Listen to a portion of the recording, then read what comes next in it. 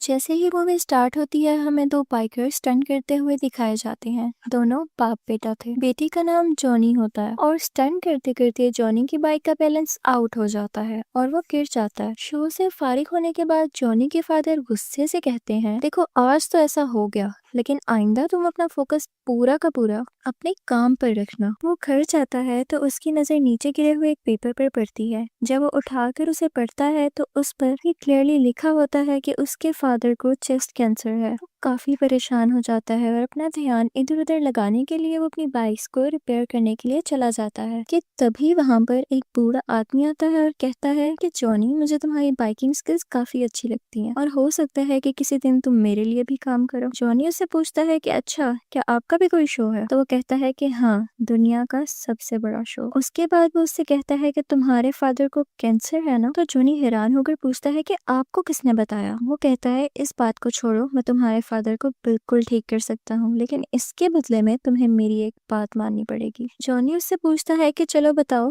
कितने पैसे लोगे तुम इस चीज के? तो वो बूढ़ा आदमी कहता है कि तुम्हारी सोल यानी तुम्हारी रूह। इस पर जॉनी काफी हंसने लगता है क्योंकि उसे इन बातों पर यकीन ही नहीं आ रहा होता। वो बूढ़ा आदमी उसे एक कॉन्ट्रैक्ट पेपर निकाल कर देता है और जैसे ही जॉनी उसे पढ़ने लगता है तो उसके हाथ में एक पिन चुभ जाती है, जिसकी वजह से उसके हाथ से खून का एक कतरा आ जाता है और उस पेपर पर लग जाता है। वो आदमी उससे वो कॉन्ट्रैक्ट पेपर छीन लेता है और कहता है कि दिस इज अनफ।